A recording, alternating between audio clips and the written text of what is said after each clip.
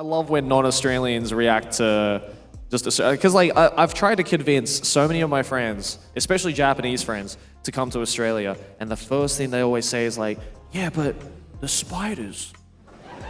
Is it that bad? I haven't seen one. Yeah, it's not that bad, right? No. How many of you have actually had an experience with a spider in your house? Like a fuck off. Oh, you absolute liars! You absolute liars! All right. Oh, it's not that bad. It's not that bad. Is it like once a year? Twice a year? It's like once a month, right? Yeah. Once a month? Yeah. I'm burning the fucking house down. No, but I can explain. Because you know we have tons of different spiders, right? But the spider that always fucking shows up into the house is the huntsman spider. Why are you wooing?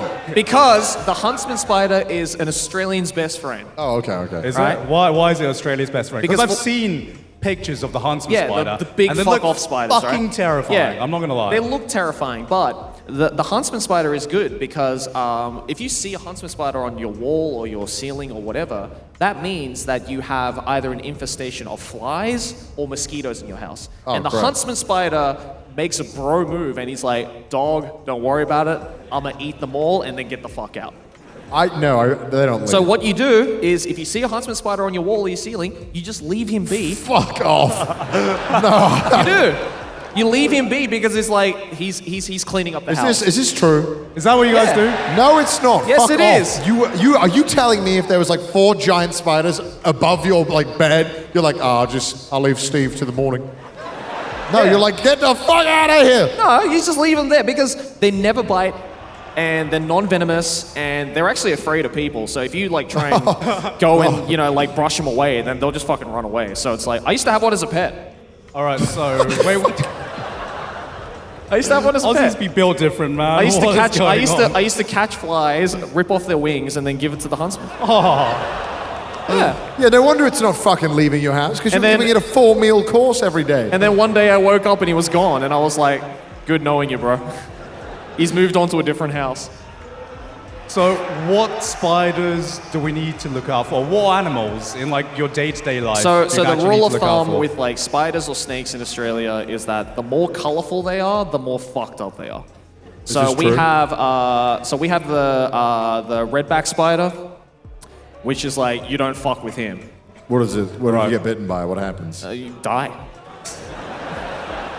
Okay. Just straight up. All right, wait. Important question. Is this taught in school, like Australian school? Yeah. Okay. Yeah. Good. I used to, in my kindergarten, there was this massive poster of like all the different species of like commonly seen spiders and snakes that they would just like have on the wall. And I remember some like lessons, we were like 3 or 4 years old. I don't know if this was just my kindergarten, but it was like big like A3 poster of all these snakes and spiders. And they'd be like, "Okay, kids, if you see any of these, then cry to your mum and dad and don't go near any of them because you will die." And all the kids are like, "Okay." It's like, it's just ingrained into you as an Australian because it's like survival of the fittest in this country. That's why we only have 26 million people who live here. How the fuck did any of those like British people that came here like survive? I just feel like we're just not built for this. No. Like the worst we have is like a goose. Just like it's like Not oh, deer. you guys have- not deer. Not deer. we don't have deer. We don't have them. You guys have foxes, right? Yeah, but foxes, bro. Dude, this is okay. I'm gonna rant now because this is like children books making foxes seem like they're the worst thing ever. Yeah. They don't fucking do anything. They don't want you. They're smart enough to know that you're like a big. They're like, fuck that. I'm gonna go get like a sheep. They can't do anything. They don't do anything. And half the time when I saw them in London, they were just in the trash. And I'm like, But that's the thing. That's like the common misconception with snakes and spiders in Australia as well. Is that like snakes are fucking pussies. Like the only reason why they bite people is for a defense mechanism. It's because people are going up to them being like, "Oh, look at the fucking snake," and then they just start like slapping this shit around. And it's like, yeah, you guys do a this? typical Aussie thing to do, right? it's like no wonder you're getting bitten. You're harassing the hell out of the snake. Just leave it alone, and it won't do anything. Have you ever needed to get rid of a snake in your house? Yeah. Many okay, hold on. Is this normal? Many times. Is this No, normal? this is fuck off. This is not normal. Yes. You're fucking with me. Who's had a snake in their house? Yeah. That's what I thought. All right, do you have to do it yourself, or is there like someone to call to get rid of it Have for I you? told this story on Trash Taste? I don't remember. No, you've never told a snake story okay, on so- Trash Taste. It was, so there's been a couple of instances, but the one that's just forever ingrained into my mind is I was in high school. I was like year 10 or something. And I was coming back from school, and because both my parents were working, you know, they'd come back like at night, so I would usually be the first one home. So I'd walk in, and my entranceway was basically this like 2-door system, whereas like we had a steel gate that you'd open. Okay. Oh, okay. Yeah, and then you'd walk in, take your shoes off, and then there'd be the main door to get into the house. See, that's how you know the country is fucked up little bugs and shit. Yeah. In the UK, we don't have that. We barely have a door. It barely works half the time. So there was the two things, right? So you'd have to open the gate first before you can open the door. And so I put the key in, I unlock it, and I try and open it, and it's just like not moving at all. It's like kind of stuck, and I'm like, the fuck? I unlocked it. What's going on? And I'm looking around, and I look up, and there's a tree snake right here, like looking at my face. And the first instinct as an Australian is not, oh fuck, that's a snake. It's, fuck, I don't know if that's venomous or not. So what I did in a fit of panic, I don't know if you've ever just like looked over and the snake's face is just right here, but it scares the shit out of you, right?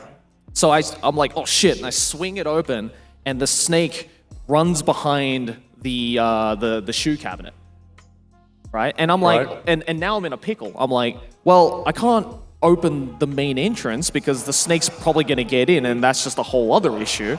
And also, I don't want to do anything to the snake because I'm not smart enough to identify what it is, all right? So I don't know if I'm it's... stupid. I can't do anything. So I'm just like, I don't know if that's venomous or not. I'm not going to do anything.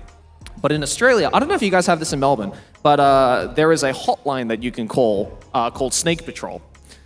They really couldn't think of a better name. Yeah, no. Well, I mean, the name speaks for itself, right? So I'm like, so I remembered. I was like, that's right. We have Snake Patrol here.